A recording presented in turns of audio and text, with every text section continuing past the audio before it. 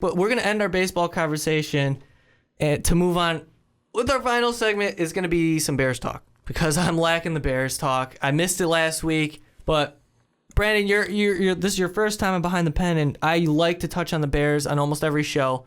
And you're new face, new voice here. I want to get your opinion on the Chicago Bears and what you think they're going to do or be competitive, their competitive level going into next season. Well, I think everyone has to be disappointed with what the Bears did last season. You know, they were not good. But I think that they showed some signs and glimmer of hope at different spots. You know, you get rid of Matt Forte, you're going to have, you know, Jeremy Langford and stuff like that towing the ball for you. But, you know, we're going to see how it all works out. Jay Cutler needs to really finally morph into this consistent quarterback. And you can be consistently bad, but I think I'd like to see him consistently good out there and really, in the sense of almost be like a Peyton Manning-esque. Like, you know where to put the football at what time. You know where to go with it. You know not to, okay, I'm throwing it away. Jay, you just threw it down the middle of the field. Right. It just got intercepted. You weren't throwing it away. So let me ask you this. Are you a Jay Cutler fan? I don't mind him. You don't I don't mind mind him? him because guess what? We could have a lot of other guys who aren't good. Yeah. See, my opinion on Cutler, and it's well known on this show that I'm a big believer that he could take the Bears to a Super Bowl, and I think he's good enough to be top 15, top 12 quarterback in the league. And I will continue to say that. He's certainly good enough to be top 15. I don't know why he couldn't be. The only reason why he couldn't be is mental. There's a lot of variables going into that. We're not going to touch on this Cutler subject. We won't, but I just want to say really quickly, Jay Cutler, it's all mental for him. Sure. It's mental for him. You saw him seeing ghosts. He's got the skills. Yeah, he's got the skills. We saw it in Denver. But no doubt. I think that for a quick answer, I think that we're going to see the Bears, I'd like to say second. They end up second in the division behind the Green Bay Packers. And Ricky's Vikings can suck that one. That was just an accident last year. We all know it. But I think John Fox is going to have these Bears second in the division for sure. You know what? I like that answer because it brings even more optimism to my opinion. Because with the Chicago Bears going into this year, last year they weren't even supposed to be even close to being good, right? Because their front seven, they lacked talent. Yeah, they did. They didn't have any linebackers, and we went over this before.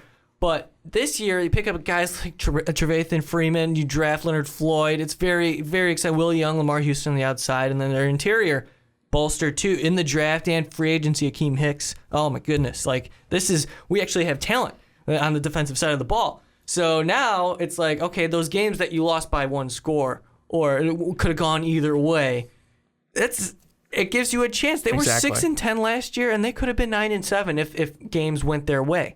So with the Chicago Bears team, they're loaded offensively now in terms of wide receivers, at least for one season. The quarterback position's locked down, and he's in a system finally where he has personnel that he can be comfortable with. This offensive line is being rebuilt, but I feel like it's something, especially the guard center positions. They're building on something there. I just think from now, the optimism now compared to going into 2012 is on a totally different level, right? Because going into 2012, the Trestman era, 2013, 2014, my goodness, like absolutely wrong hire. You lose Bruce Arians, and then you're in this turmoil for 2 seasons. We saw the 2 historically bad defensive teams in the history of the NFL and especially franchise. Yeah. And oh my gosh. That team Cutler's leading the league in interceptions because they have no run game. It's just a disaster. But now, John Fox, defensive-minded coach, conservative on-the-field coach, is changing this team to a totally different direction.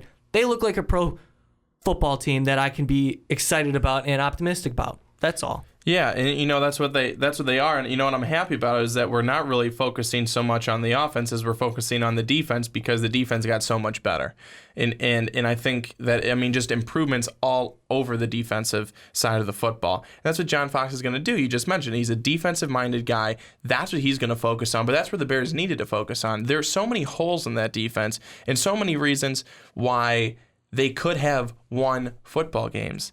But that defense wasn't that good. So many times you weren't necessarily looking at the offense. Yeah.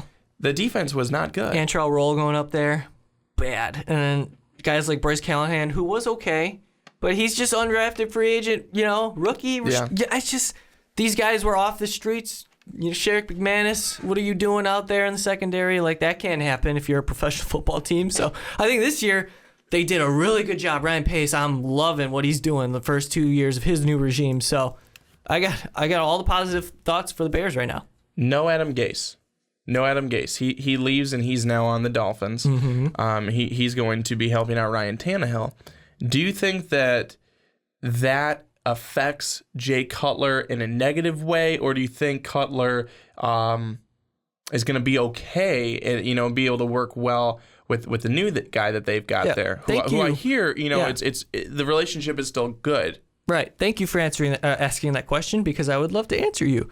With Adam Gase, obviously, you got to remember, Dowell Loggins, who's now the offensive coordinator replacing Gase, they worked together. And this was a foregone conclusion even before last season. They knew Adam Gase was going to get a head coaching job. He's that smart, and he deserves it. So what they did was they really dove into Jay Cutler's skill set, and how can we make Jay Cutler the best Jay Cutler he can be. And you saw the improvement. He had one of the best years of his career. Now, I think since the philosophy and the language is very similar, almost identical, but it's different because you can stretch the field with their weapons. I think Jay Cutler is going to feel comfortable in this system. It's really a branch off of Adam Gase, so it's nothing really new. And I think, like you said, the relationship between Loggins and Cutler to this point is pretty straightforward. They get along well. I read something that they're both in your face guys.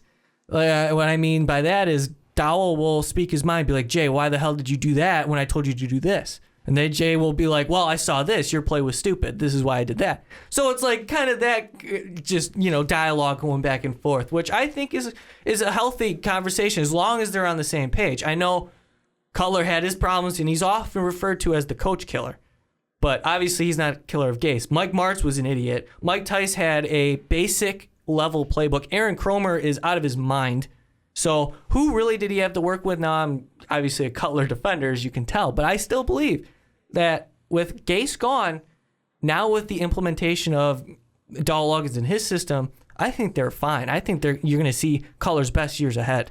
And I would tend to agree with you, especially with Cutler having someone who's like him. Jay Cutler needs someone, I think, to kind of get in his face and be like, why are you such a dumbass? Like, that's not what you're supposed to do. And Jay's like that. I mean, Jay is like that. He is one he may not be it in the locker room or for a he doesn't show up to the post-game press conference. But that's not how he is. That's not where it's supposed to be. It's supposed to be there on the field, on the sidelines, and that's where you can talk. And just because you're saying stuff like that doesn't mean, wow, he's disrespectful, stuff like that. No, you're in the heat of battle. This is huge. This is a football game where emotions are running high. You want to win. You want to do the best to win. So if you're going to get like that, as long as you have someone else who's going to be right just like that back to you, I think that's a very healthy relationship, and I think that's going to be really good for Jay Cutler too. I agree with you. Thank you very much for agreeing with me, and also, absolutely, thank you very much for joining Behind the Pen with me, Brandon. It's been awesome. Hey, thanks for letting me come on. It's been a lot of fun. Absolutely. I mean, these 50 minutes flew by. I wish we could talk some more, but we don't want to keep y'all here, all day. I mean, we could if we could. If you really like. Become a patron and follow us on Snapchat and Twitter at Most Valuable Pod. Also subscribe to us on YouTube, Most Valuable Podcast. Brandon, can you plug your Twitter for me? Yeah, I sure can. At @young_swan19. Well, do that. Follow him, but most importantly, follow me because I'm more important, obviously. Absolutely. At Rankin906. Make sure you like, comment, and subscribe. If, like I said at the beginning of this video, you want us to talk about your team, specifically baseball, let us know in the comment section. We'll hit on some topics, man. We're here to please you. So, for Brandon Swanson, I want to thank you once again for listening to Behind the Pen. I'm Mike Rankin, and we will see you all next time. Thank you for listening to this MVP podcast. Follow us on Twitter at Most Valuable Pod for more great podcasts.